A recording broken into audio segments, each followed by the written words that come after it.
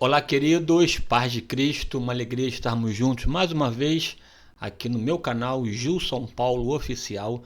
Quero desde já te agradecer pela sua atenção, pela sua audiência, pela sua participação e também pela sua inscrição nesse canal. E a minha oração é que você, ao ver os vídeos daqui do canal, você seja profundamente abençoado, que você cresça, desenvolva e que você seja uma bênção nas mãos de Deus. Desde já te peço também para você curtir esse vídeo, comentar, compartilhar, acionar o sininho para você ficar atento ao que acontece aqui nas publicações semanais desse canal. E aqui você sabe que eu tenho aqui duas sequências de vídeos, uma sequência sobre temas teológicos, portanto de curso teológico, e uma sequência sobre a escola bíblica dominical. Esse que você está aqui vendo é um vídeo que faz parte desse bloco relacionado à EBD, e já estamos na lição de número 7, que versará sobre Neemias, um líder versátil, né? E eu quero então que você aprenda, cresça e desenvolva e faça um esforço, né? Assista ao vídeo completo, coloque de repente no modo acelerado ou no seu carro, onde você estiver andando, caminhando, fique atento, não veja somente 2, 10 minutos, mas assista na íntegra, porque é interessante que você consiga perceber o todo do vídeo e, portanto, aprender. Aprenda uma verdade: tudo que é excelente é custoso, demanda e precisa de um esforço. E aqui nós vamos ver essa aula de hoje em nome de Jesus. Mas antes disso, eu quero chamar a sua atenção, aqui nessa ocasião, para uma palestra que eu dei junto com o pastor Edivanei Fernandes. Essa aí que está na sua tela agora, ó, isso, ó, liderança cristã. E nesse curso, nessa palestra de quase 5 horas de duração, eu fiz uma abordagem sobre o tema liderança cristã, e o professor Edivanei Fernandes fez uma análise do tema, das lições, uma análise tanto didática quanto pedagógica. Ainda te oferece material didático para isso, um PDF para você ter uma noção melhor de cada lição, e uma vez compreendendo as lições, elaborar as suas aulas de modo primoroso, não só para quem é professor, mas também para quem quer aprender a palavra de Deus. Esse curso está aqui embaixo na descrição, um link, você pode acessar esse link e se inscrever para participar, ou então colocar a sua câmera no QR Code que está aí na sua tela, e você vai ser encaminhado para fazer a sua inscrição. Tem um investimento ínfimo de R$ 29,90, você pode parcelar em 10 vezes no cartão, acho 10 ou 12 vezes, não sei ao certo, e você vai então ter o contato de 5 horas de conteúdos maravilhosos, reservados para aquele que se inscreve para aprender, beleza? Então vamos lá, aqui avançando em nossa abordagem. Lição de número 7, que tem por título, lição de número 8, né? 8, que tem por título Neemias, um líder versátil. Hoje aprenderemos sobre esse grande homem de Deus chamado Neemias, o homem da consolação. O texto bíblico básico está inclusive no seu livro, capítulo 2, versículo 11 ao 13, e depois 17 e 18. O texto áureo é um texto muito interessante, um líder focado, um líder destemido, determinado, que não perdia tempo com aquilo que não lhe satisfazia, bem como também não se desvirtuava em relação às demandas da vida, e de modo muito bem focado exerceu com excelência o seu ministério. Diz assim um texto bíblico lá em Neemias capítulo 6, versículo 3, diz assim: E enviei-lhes mensageiros a dizer: Estou fazendo uma grande obra, de modo que não poderei descer. Por que cessaria esta obra enquanto eu a deixasse e fosse ter convosco? Aqui ele é uma resposta sábia, intencional de Neemias a Sanbalate, que queria de alguma forma enganá-lo depois de tentar impedir a obra. Ele tenta agora enganá-lo, chamando para uma conversa, para uma reunião, e Neemias então, de modo sábio, sabia que era uma cilada, porque tinha discernimento, ele responde de modo muito claro: enviei-lhes mensageiros a dizer, estou fazendo uma grande obra, de modo que não poderei descer. Que você também seja assim. É uma pessoa focada, uma pessoa determinada e que não cai em cilada por falta de vigilância. Que você seja sempre vigilante, conforme foi esse grande homem de Deus chamado Neemias. Bendito seja o nome do Senhor. E aqui então, avançando em nome de Cristo. Veja aqui que os objetivos da lição de hoje, como sempre, tríplice. O primeiro é entender que grandes líderes se levantam para acudir diante de uma situação difícil. Aí a ideia de que um líder nunca pensa em si, ele pensa nos liderados, ele pensa em impactar o seu tempo, a sua geração, né? Ser um canal de bênção, de construção, de edificação, de restauração. E Neemias foi dessa forma, uma pessoa que não precisava de repente se incomodar ou ficar aflito. No entanto, Neemias se dispôs a ser um instrumento nas mãos de Deus. Segundo lugar, entender que os grandes líderes são planejados e buscam uma visão completa da situação. Você vai ver aqui nessa aula de hoje que Neemias não fazia nada de modo atabalhoado, de qualquer maneira, sistemático. Ele era muito pragmático, objetivo, organizado, planejava, criava um plano de ação e de modo muito sábio, muito prudente agia, de sorte que até alcançou resultados profícuos, profundos, por conta de uma ação planejada, orquestrada, organizada.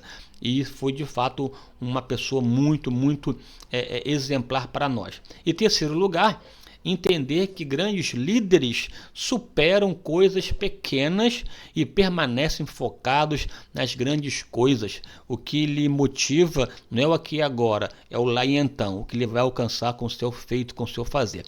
Veja aqui, logo de cara, eu coloquei aqui um quadro aqui para você, um slide, para te situar minimamente no contexto histórico de Neemias. Até para você entender um pouco aonde é que ele atuou e em que momento da história do povo de Israel Neemias se fez pertencente ou se fez ouvir e ver, né? Ele está relacionado àquele momento da chamada do retorno do cativeiro babilônico. Você sabe que o povo judeu, a tribo de Judá, o Reino do Sul, no ano 606 a.C., já começou sendo invadida e dominada pelo Império Babilônico, na figura daquele grande rei chamado Nabucodonosor. Ele leva o povo para a Babilônia e lá esse povo fica 70 anos em cativeiro. Essa invasão da Babilônia aconteceu em 3 momentos. O primeiro em 606 a.C., depois em 597 a.C. e por fim em 586 a.C. Aí você sabe que nesse contexto a contagem é regressiva. Em 586 há uma leva gigantesca para a Babilônia. A primeira leva, 606, somente a fina flor é levada. No caso Daniel, Sadraque, Mesaque, Abednego, Misael, Ananias e Azarias foram levados para lá, aquela casta mais nobre de Judá. Depois uma leva maior em 597, nesse caso foi inclusive Ezequiel. Na primeira leva, Daniel e seus amigos atuaram no palácio da Babilônia. A segunda leva, já no contexto mais amplo, em 597, já com, inclusive, com a figura de Ezequiel já para ficar na Babilônia, junto ao rio Quebar da Babilônia, já no populacho com o povo e tal. E por fim, em 586, 86 e 17, há uma leva final. Aí sim se estabelece o cativeiro babilônico e lá eles passam 70 anos. Após esse período, há um decreto do imperador Ciro, o imperador Medo-Persa, porque a Pérsia havia se juntado à Média, de Medo-Persa, e a Pérsia, então, portanto, venceu isso, né, o Império Babilônico e estabeleceu dominação no contexto da Mesopotâmia, inclusive também no contexto, né, do Oriente Médio, de sorte que agora, debaixo da tutela, debaixo da dominação persa, Ciro assinou um decreto e permitindo esse retorno para a Babilônia. E esse retorno, perdão, para Jerusalém, esse retorno para Jerusalém, para a Palestina, para Canaã, foi feito também em 3 momentos importantes, né? O primeiro momento com Zorobabel, filho de Salatiel, bem como também Josadaque, o sacerdote, na primeira leva em 536 antes de Cristo, para reconstruir o templo de Jerusalém, né? Claro que essa reconstrução teve problemas, dificuldades, ela iniciou, porém só se concretizou depois de 20 anos de muito trabalho, de muita luta, muita oposição. Nessa esteira que você tem a figura do profeta Ageu e Zacarias, que atuam para estimular e encorajar o povo. Nesse cenário você tem a figura importante de Zorobabel, governador, Josadaque, Josué, filho de Josadaque, sacerdote, e também aquela figura dos profetas Ageu, mais idoso, e Zacarias, mais jovem, atuando nesse contexto de estimular, encorajar a voltar para a obra, nessa esteira que você entende, portanto, até mesmo a riqueza no livro do profeta Ageu. E pós 20 anos de retorno, aí você tem já o templo construído, mas o templo feito é uma cidade totalmente ainda dilacerada, os muros derribados, a falta de estrutura e de unidade nacional, o povo ainda debaixo do poder dos governadores da além do rio, né, de Samaria, das regiões limítrofes, circunvizinhas, que de alguma forma se beneficiavam da miséria do povo de Israel no contexto pós-cativeiro. Por mais que houvesse o retorno, mas a estrutura extremamente ainda caótica.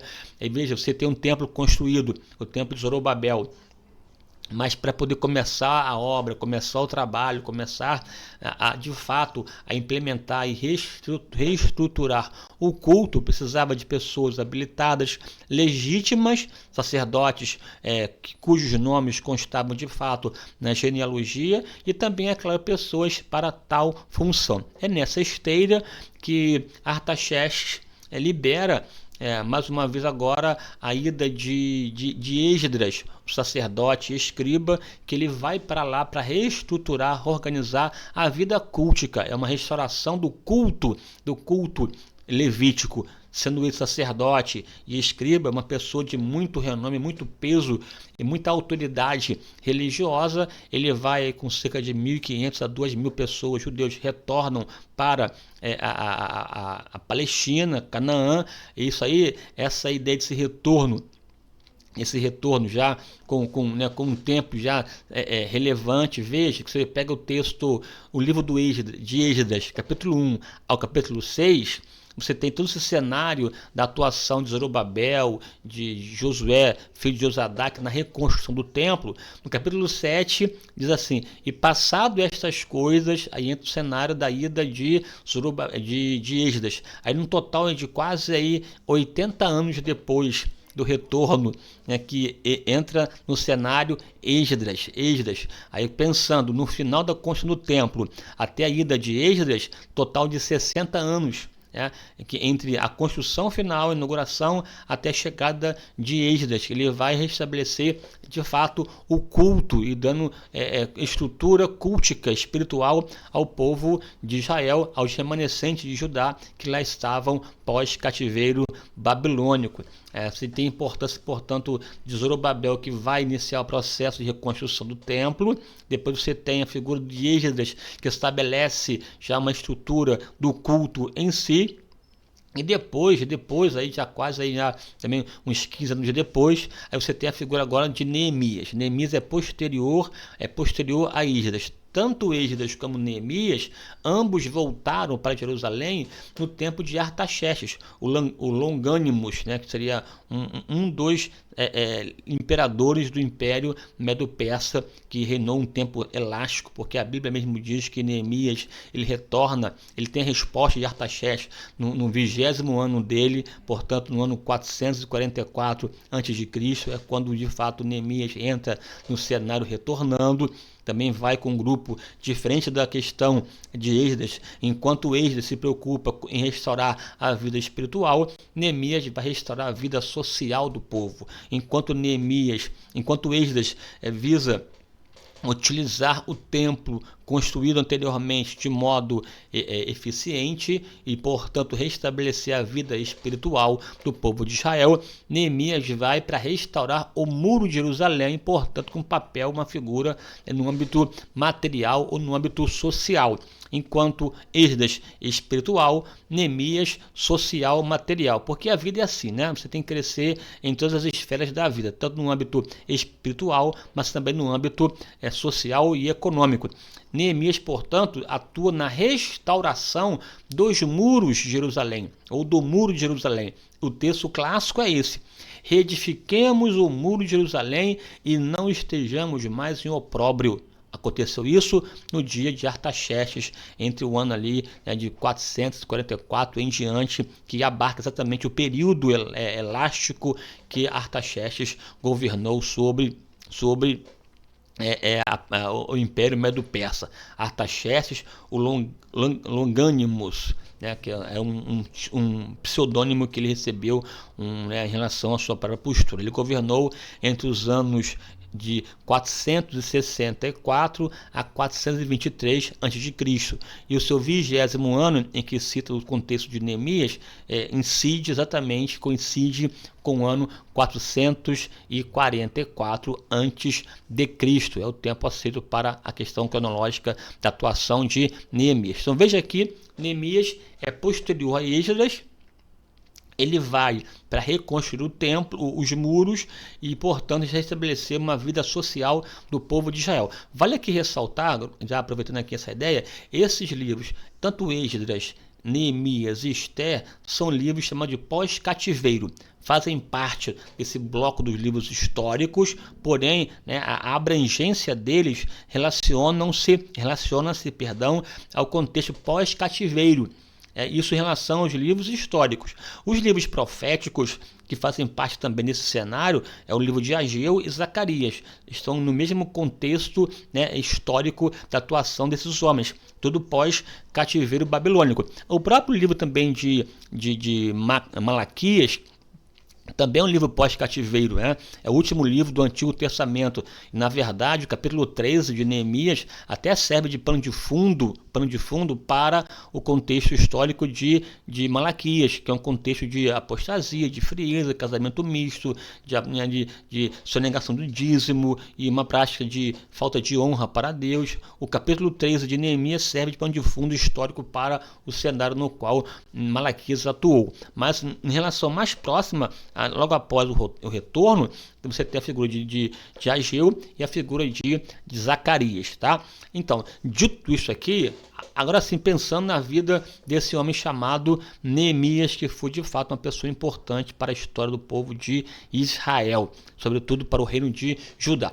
Neemias, esse filho de Acalias, veja que há uma preocupação em distinguir o qual Neemias, né? Aqui, ao citar o nome dele, Acalias, porque tinha já uma história consolidada, uma pessoa conhecida, tanto que ele era o copeiro do rei, o copeiro de Artaxerxes. Um copeiro, é mais do que um mordomo. Um copeiro era uma pessoa de fato de confiança, porque passava por ele a comida do rei, ele experimentava, se tivesse alguma coisa envenenada, era o primeiro a morrer. Então ele tinha acesso ao rei, porque de fato era o copeiro. E para viver no palácio, ter uma vida palaciana, ele precisava, evidentemente, de qualidades, para tanto no aspecto formal, saber entrar, sair, conversar, ter uma estrutura culta. Então Neemias não era qualquer pessoa, tanto que ele tinha acesso ao imperador, o imperador do mundo antigo, no contexto desse império regional, porém um império poderoso medo-persa. Conversava com o rei o conhecia, sabia até inclusive identificar o seu semblante triste ou alegre por conta dessa proximidade que existia. É claro, era o copeiro do rei, no entanto tinha acesso e tinha uma vida condigna, com uma posição necessária no palácio.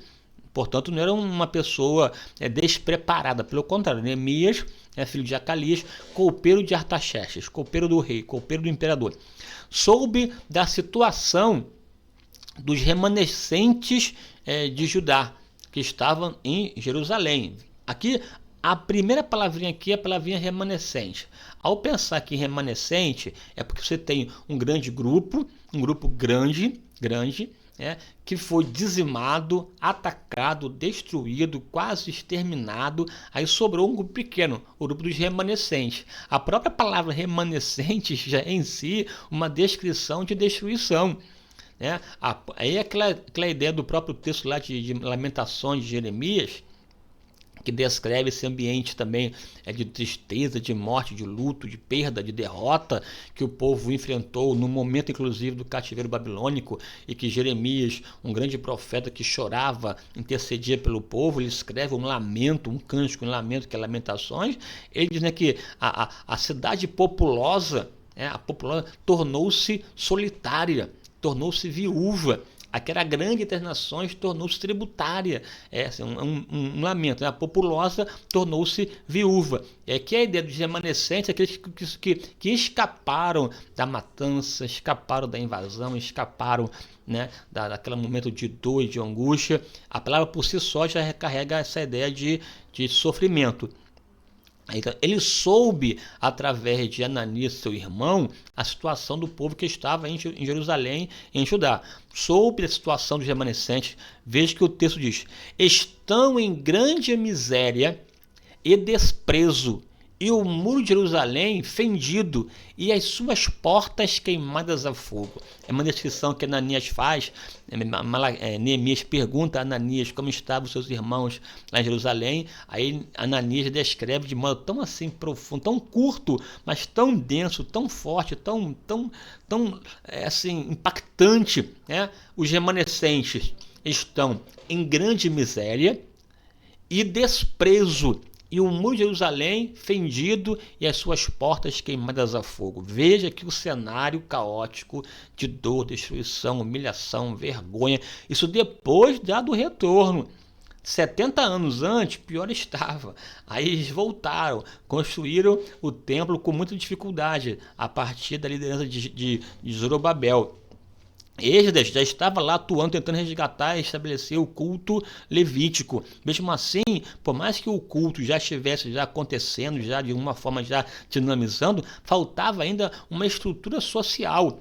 Os próprios judeus entre si estavam explorando um ao outro. Você tem o capítulo 5 de Neemias, já é um papel e intervenção dele para poder resolver o problema social e de exploração que ali estava acontecendo, de escravização, de dívida e tal. Enfim, ele entra, intervém nessa parte social, combatendo a injustiça. É o cenário que está ali, caótico. Imagina uma cidade sem muro, uma cidade sem muros, estava suscetível a ataques externos, a invasão. Uma cidade não murada é uma cidade desprotegida. Ali estava o cenário de dor e de angústia. Ao receber essa palavra, o que Neemias fez? Foi indiferente, ignorou, eu não. O texto é claro, diz assim: assentei-me, chorei-me, lamentei pelo povo. Orou e jejuou de Quisleu, o mês Quisleu, a Nissan. Quando Neemias soube disso, ele se abateu tanto: assentei-me, chorei e lamentei. E passou a orar, uma oração intensa. E essa oração que ele fez, por mais que o texto diga que foi alguns dias, ele esperou do mês Quisleu até o mês de Nissan. E são meses judaicos, meses judeus, judaicos, do calendário judaico. Aí o mês de Quisleu a Nissan, basicamente entre novembro até abril, porque um mês pega a metade de um e de outro. O mês de Quisleu é entre novembro e dezembro, o mês de Nissan entre março e abril. Então se tem quase 4 meses de informação que ele teve até a concretização da sua liberação. Nesse laço de tempo, o que ele fez? Orou. Interessante que esse livro de Neemias é um livro que começa com choro, com perda, com dor, com opróbrio, humilhação, vergonha, com remanescente e tal, mas é um livro que marca o valor, a importância da oração. Há 12 citações de orações feitas nesse livro. É um livro que mostra que o problema foi vencido, foi superado mediante muito trabalho, muita vigilância, muita, manga erguida, arregaçada, mas também com oração. É recorrente a presença de oração nesse livro, mostrando que o problema, a luta, a dificuldade não é vencida somente pela força do braço, ela é vencida pela oração, buscar a Deus. E ele orou ao Senhor e clamou ao Senhor de modo intenso, com choro, com pranto, com humilhação, com cinza. Buscou ao Deus dos céus, o Deus que abre o mar vermelho, que perdoa pecado, que restabelece a honra, que fez aliança com o povo de Israel. Essa coisa toda, ele passa a buscar, desde o mês de Quisleu ao mês de Nissan, buscando, esperando, aguardando o bom momento, até que Deus respondeu a sua oração. Veja aqui uma parte dessa oração que Neemias fizera. Veja que Neemias capítulo 1, versículo 11, diz assim: Ah, Senhor, estejam, pois, atentos os teus ouvidos à oração do teu servo e à oração dos teus servos que desejam temer o teu nome, e faze prosperar hoje o teu servo e dá-lhe graça perante este homem. Então era eu copeiro do rei. Veja aqui que Neemias se depara com uma situação contrária, adversa, uma situação difícil. O que ele faz? Vai orar. Fazer o que tem que fazer, orar, buscar a Deus. E nessa busca, nessa oração, ele queria que Deus o colocasse no coração do rei, no coração de Artaxerxes, porque ele sabia que este homem tinha condições de, além de liberá-lo, também ter condições de dar recursos necessários para poder salvaguardar, ajudar e operar na vida do seu povo. Veja aqui uma palavra para você entender essa questão aqui bem inicial, que é fundamental para você que está aqui me ouvindo. O que você deseja fazer, realizar? Não tem condições, não tem estrutura, foge ao teu âmbito de atuação, você não sabe o que fazer? A melhor maneira é orar. O que você deseja fazer? Ore a Deus e Deus fará um milagre. Deus te dará condições de fazer o que está no seu coração para a glória de Deus. Interessante aqui, eu quero chamar a sua atenção, que essa conversa que Neemias teve com Ananias, que lhe perguntou sobre os seus irmãos, foi uma conversa que mudou a sua vida. Aquele diálogo, aquelas informações que Neemias tivera, do seu irmão Ananias, mudaram a sua vida. Foi um diálogo que transformou a sua vida, transformou o seu desejo, o seu futuro, os seus objetivos, os seus planos. Uma conversa que fez nascer no coração dele um desejo de ajudar aquele povo, de fazer alguma coisa para poder restaurar. Veja, Neemias aqui não foi indiferente, ele se envolve. O que eu quero dizer para você? Que de repente Deus vai colocar uma pessoa no teu caminho para de uma conversa mudar a sua história. Num dia normal, um dia corriqueiro, um dia comum, porque era comum saber que o povo que lá estava em Jerusalém não estava vivendo de modo aprazível, agradável. Era conhecimento de todos a situação caótica, mas aquela conversa ali, aquele dia normal, mudou a sua vida. Aquela ideia, entra um dia, sai dia, entra dia, aquela normalidade da vida, mas de repente, num dia desse qualquer, Deus resolve mudar a sua vida, mudar a sua forma, mudar a sua história, mudar o seu rumo e estabelecer um novo padrão ou um novo objetivo para a sua existência. E foi assim que aconteceu na vida desse homem chamado Neemias. Aquela conversa com Ananias mudou a sua vida e mudou a sua história. Ele passou a buscar a Deus, para Deus o colocar no coração do rei, para que através dele, de fato, tivesse condições de atuar e ajudar o seu povo. Veja aqui que eu vou começar a comentar com você Neemias, o líder excelente. Buscar destacar nessa história, rapidamente, algumas qualidades contidas, manifestas na vida desse homem chamado Neemias, filho de Acalias, esse consolador para Israel. A sua vida, de fato, foi um consolo para o povo de Judá, o povo de Israel, no modo geral, mais amplo. A primeira coisa que chama a atenção dele é que um líder grande como Neemias renuncia seus interesses pessoais. Veja que todo o dilema, todo o drama que Neemias passa, e que é narrado no seu livro, é um drama em desdobramento da sua empatia, do seu envolvimento emocional, espiritual e pessoal com o seu povo, com a sua terra, com a sua gente, com os seus ancestrais, com os sepulcros dos seus pais, né? Assim, essa identidade, essa identificação com o povo o impediu de ser uma pessoa indiferente, de passar ao largo, de ignorar. Ele se envolveu emocionalmente, ele queria o bem-estar dos seus. Neemias não era uma pessoa indiferente.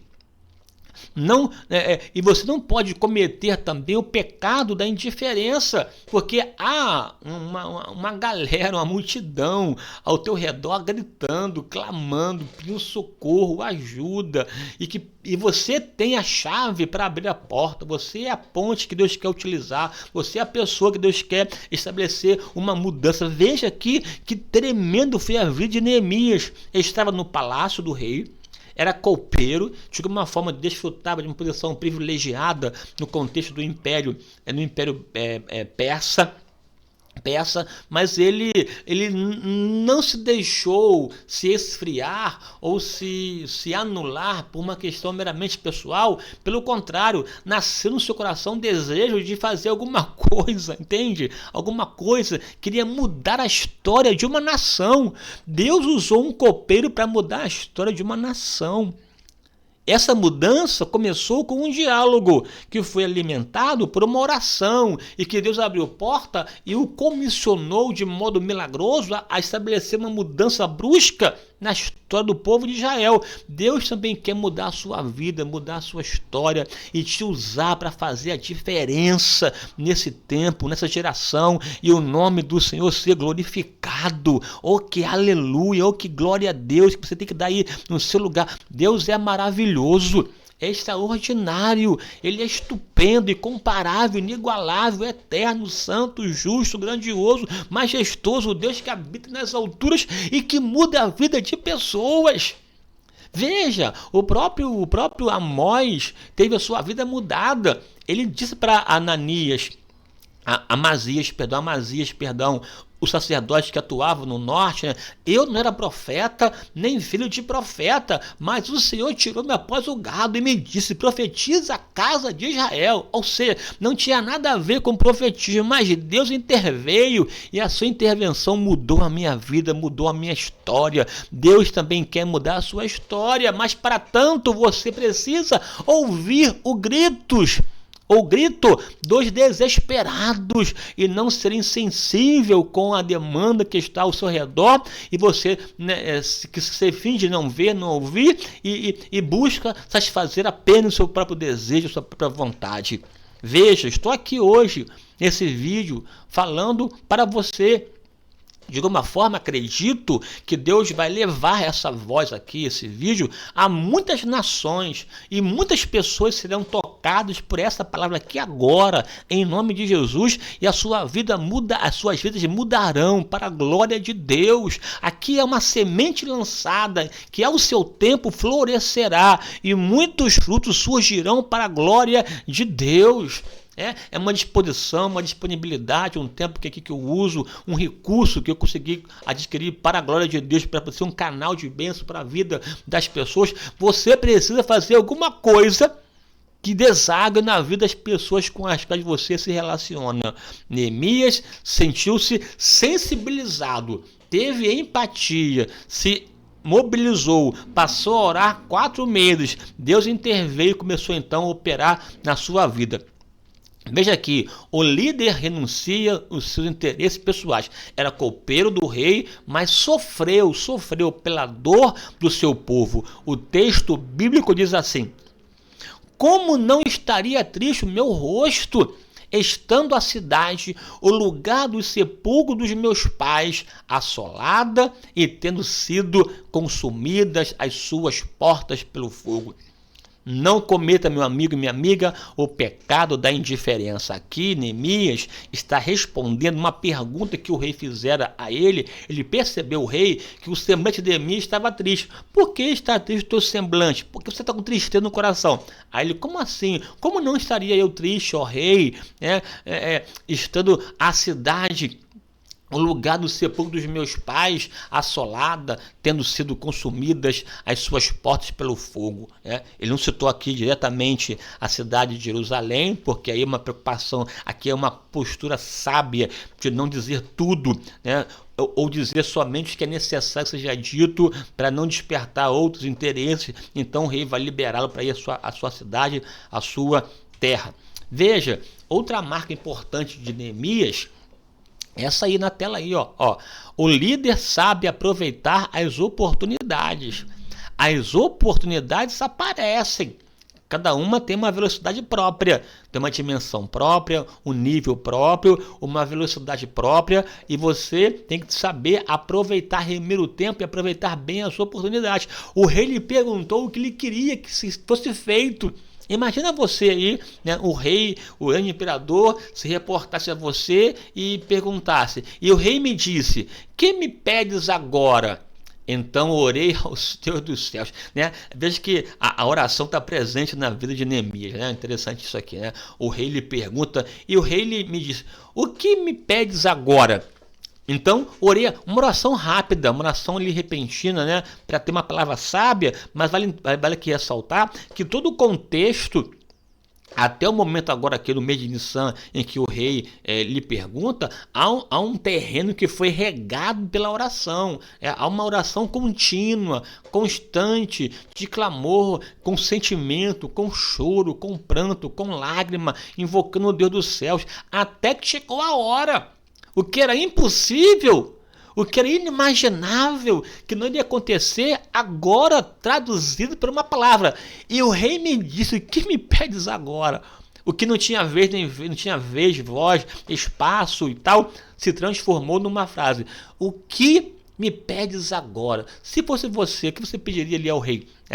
Normalmente a pessoa que está pensando no seu próprio umbigo, pediria alguma coisa para satisfazer a sua própria vontade. Mas Neemias não. Neemias pediu condições de ir atender, ajudar e salvar o seu povo da situação de humilhação. Nessa cena aqui, 4 coisas Neemias obteve do rei. A primeira, autorização para ir a Jerusalém. Ele pôde fazer a viagem. O rei o liberou. Segunda, ele recebeu cartas para mostrar aos governadores além do rio que estavam lá oprimindo, se aproveitando da miséria, e Neemias precisava de autorização para não ser embargado, impedido de entrar. Mesmo com a outra autorização, você verá aqui que Sanbalate, Tobias e Gesem tentaram de tudo impedir o trabalho de Neemias. Mas ali ele foi debaixo de uma legalidade, debaixo de uma autorização, com o sinete do rei, autorizando a sua ida, autorizou a sua viagem, deu-lhe cartas para poder minimizar ou anular a oposição dos governadores além do rio, mas também recebeu material para a construção, madeiras e tal, enfim, recursos para poder restabelecer e construir. Não tinha nada, não tinha sequer a perspectiva de ir, não tinha autorização de viajar. Deus não deu somente a autorização, deu autorização, deu autoridade, investimento, investidura, deu material, deu ainda chefe de exército e cavaleiros para poder proteger a caravana, a comissão de Neemias, debaixo da autoridade do rei, e com exército, soldados, cavaleiros, guardando. Veja como Deus faz. Em 4 meses, basicamente, aquele choro inicial de Neemias se transformou numa autorização de ir para poder salvaguardar e ajudar o seu povo e salvá-lo da sua angústia, do seu opróbrio e do seu desprezo. Deus pode e vai mudar o cenário, você vai ser extremamente abençoado. Segundo a boa mão de Deus sobre mim. Neemias o tempo todo reconhecendo de modo muito claro que aquela mudança toda se traduziu nessa frase: segundo a boa mão de Deus sobre mim. Neemias aqui comentando exatamente essa ideia, segundo a boa mão de Deus sobre mim. Que coisa maravilhosa, que coisa estupenda, extraordinária. Estou aqui mencionando aqui o slide para você ver melhor aqui a palavrinha final, né? Que coisa linda essa ideia presente no texto de Neemias. Aqui, avançando nessa observação, nessa análise aqui, vou voltar aqui o texto anterior, que eu acabei aqui passando. Aqui, ó, segundo a boa mão de Deus sobre mim. Ele declara, percebe que aquele ambiente favorável de mudança é resultado do favor de Deus. Então ele avança, né? Ele avança. O líder sabe aproveitar bem as oportunidades. Uma oportunidade de ouro, ele soube usar com maestria. Além disso, né, o líder define as suas estratégias. Quando ele vai para lá, para Jerusalém, ele não vai já tocando, né, alarido, abrindo a boca e falando, vou fazer acontecer e tal. Não, ele vai às pessoas de autoridade, mostra ali a carta, já começa a ter um ambiente de oposição, mas ele fica ali 3 dias em silêncio e depois, de madrugada, ele e alguns vão fazer um tour sobre Jerusalém para observar a situação, fazer um mapeamento, fazer uma diagnose, conhecer a miúdo, buscar a melhor estratégia para atender aquela demanda. Não faz de modo imprudente, atabalhoado, não. Uma pessoa prudente que antevê problema, se prepara e busca o melhor caminho. Veja aqui o que o texto bíblico diz. Depois de 3 dias, ao chegar lá em Jerusalém, e de noite me levantei, eu e poucos homens comigo, e não declarei a ninguém o que o meu Deus me pôs no coração para fazer em Jerusalém. E não havia comigo animal algum, senão aquele em que estava montado. Ele foi lá e contemplei os muros de Jerusalém e viu de fato a gravidade, a realidade que estava vivendo, né, a cidade de Jerusalém. Mas veja aqui, ele não fez alarido. Não colocou, né, a trombeta, não, tudo de modo prudente, cauteloso, cuidadoso, estratégico, pensado, elaborado, arquitetado, uma pessoa sistematizada, determinada, porém prudente. Você não pode contar o que você vai fazer assim para qualquer pessoa, de qualquer maneira. Não, existe uma questão que envolve o teu segredo, o teu silêncio. Você vai fazendo. Eu já perdi muito. Muitas oportunidades em falar o que queria fazer e logo em seguida você percebe que a pessoa inimaginável, que você não esperava, te travou de alguma forma, te bloqueou, ou te deu uma palavra contrária e que você perdeu o foco, perdeu a vez, entende? Fique na vigilância e faça o que Deus colocou no seu coração para a glória de Deus. Veja aqui, ó. E de noite me levantei, eu e poucos homens comigo, e não declarei a ninguém o que o meu Deus me pôs no coração para fazer em Jerusalém. E não havia comigo animal algum, senão aquele em que estava montado. Contemplou os muros, estabeleceu a situação e começou então a elaborar um plano de ação concernente, adequado, relacionado, coerente com a realidade que ele estava enfrentando. Um líder corajoso, um líder grande, um grande líder, encoraja os seus. Depois de fazer um mapeamento, uma diagnose, estabelecer um plano de ação, ele percebeu que sozinho não tinha como fazer, precisava de ajuda.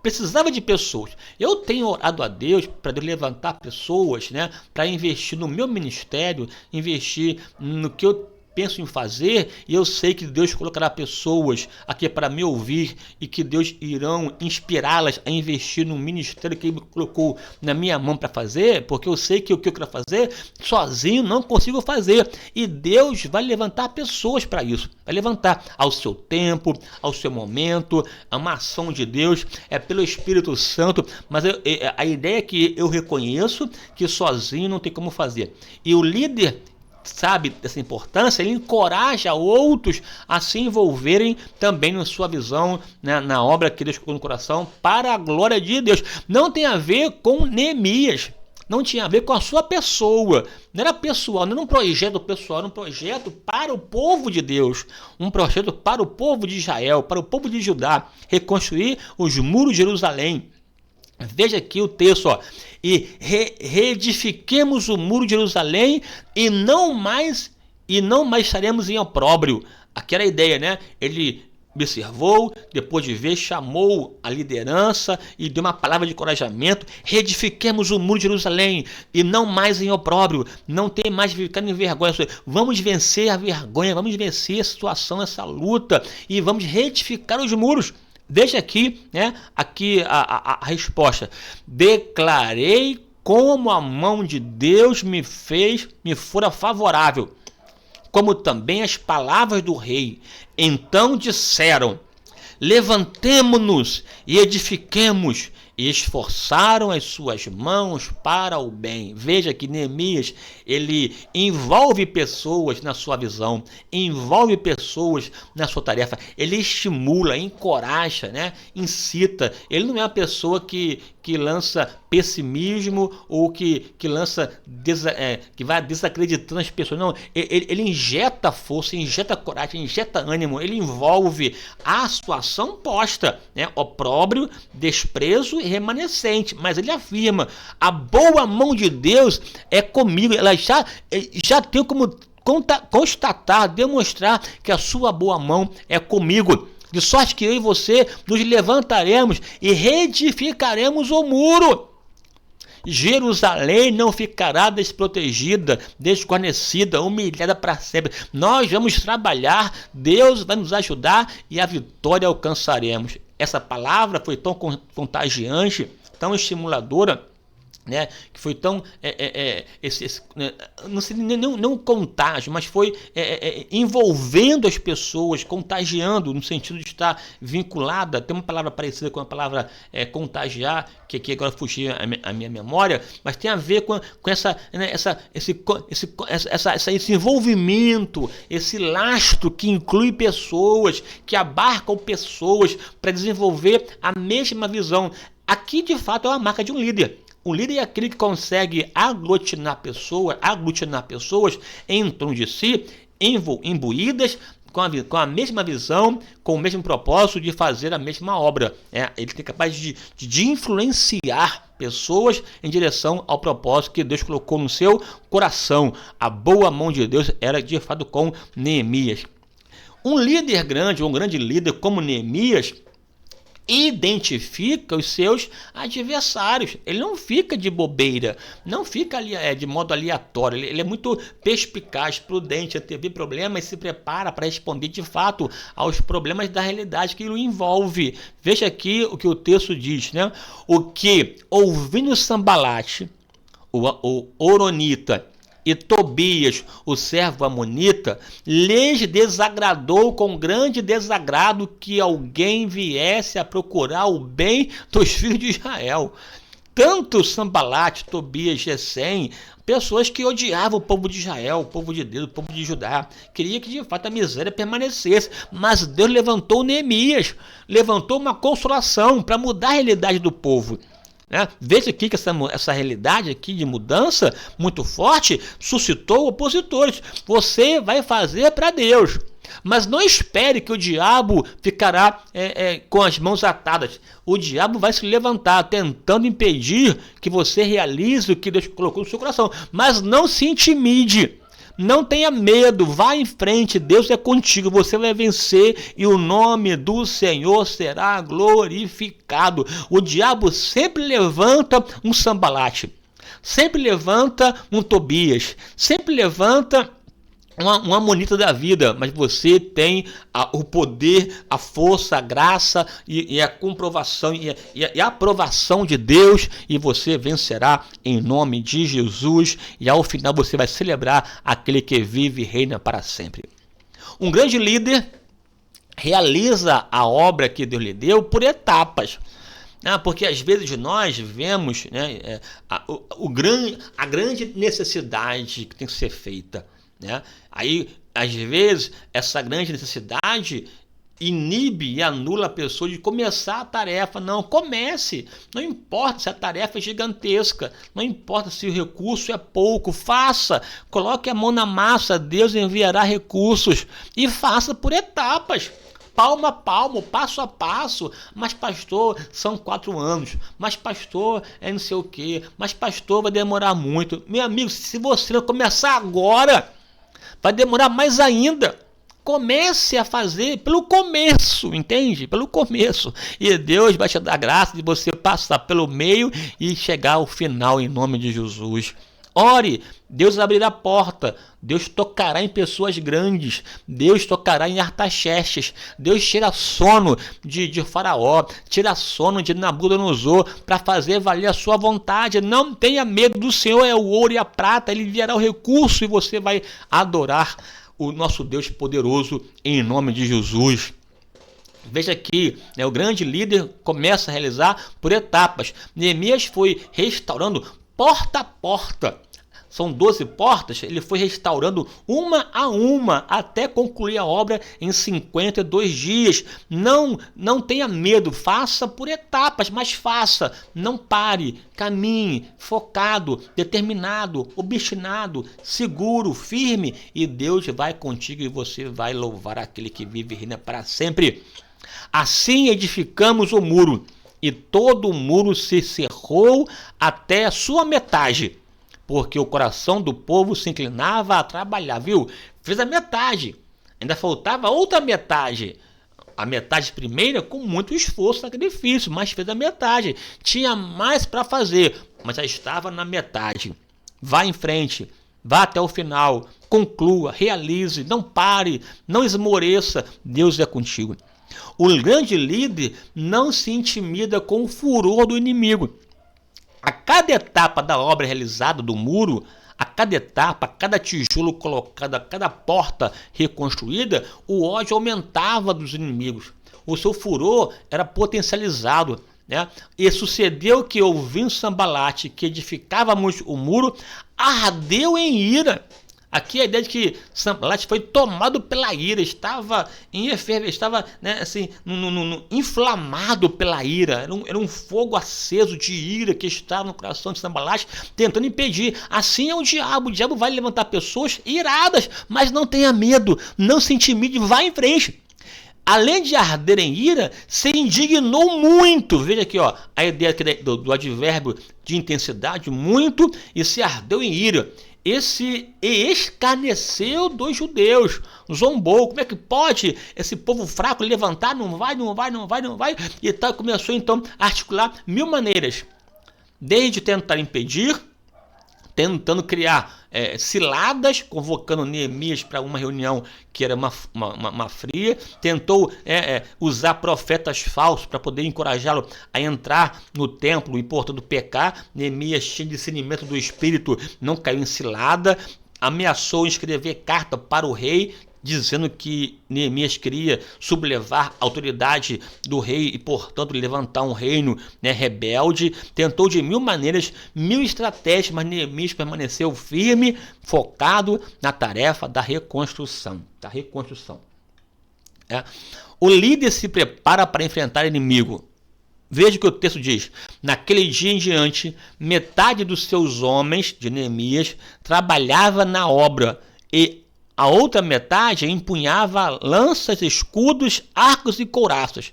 E os chefes estavam por trás de toda a casa de Judá, que reconstruía a muralha. Os carregadores, que por si mesmo tomavam cargas, cada um com uma das mãos fazia a obra e com a outra segurava a arma.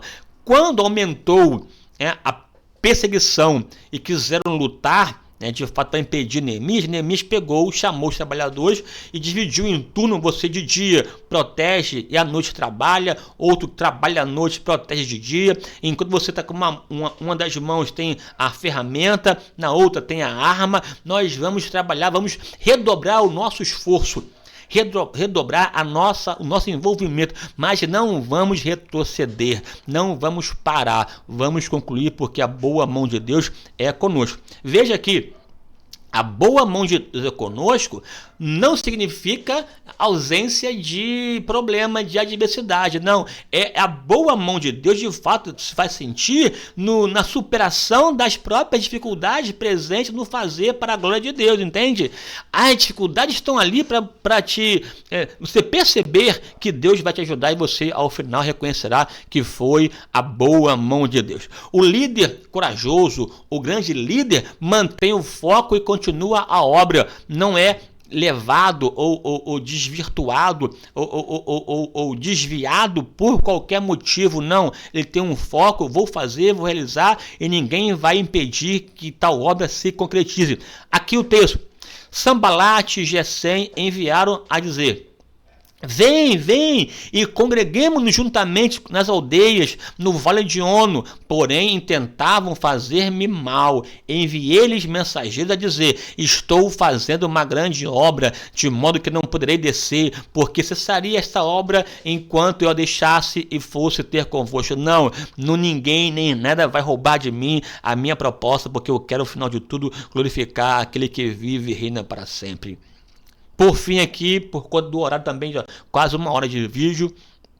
Conclusão: Deus honrou Neemias, porque Deus honra quem é fiel e determinado. Determinado é a pessoa focada, que mesmo em meio à dificuldade, não retrocede, não desiste, avança. Deus honra quem é fiel e determinado. Veja aqui em relação à construção da obra: acabou-se, realizou-se, concretizou-se, né? Terminou, acabou-se, pois, o muro aos 25 de Elul, em 52 dias. E sucedeu que, ouvindo todos os nossos inimigos, temeram todos os gentios que havia em roda de nós, e abateram-se muito seus próprios olhos, porque reconheceram que o nosso Deus fizera esta obra. O inimigo reconhecerá que Deus é na tua vida, e você concretizará essa obra para a glória do nome do Senhor. Que a unção de Neemias esteja na tua vida, e que o Deus de Neemias possa te usar enquanto consolação para promover mudanças e transformações para a glória do nome do Senhor. Um forte abraço, Deus te abençoe muitíssimo. Não esqueça de curtir, comentar e compartilhar esse vídeo com seus amigos, né, seus grupos de WhatsApp, para que esse canal cresça e atinja outras pessoas para a glória de Deus, em nome de Jesus. Um forte abraço, fique com Deus e até a próxima, em nome do Senhor, amém. Glória a Deus por isso, viu? Um forte abraço, até breve. E não esqueça, sexta-feira agora, daqui a 2 dias, mais um vídeo sobre o tema teologia, né? A inspiração bíblica vai ser forte. Um forte abraço.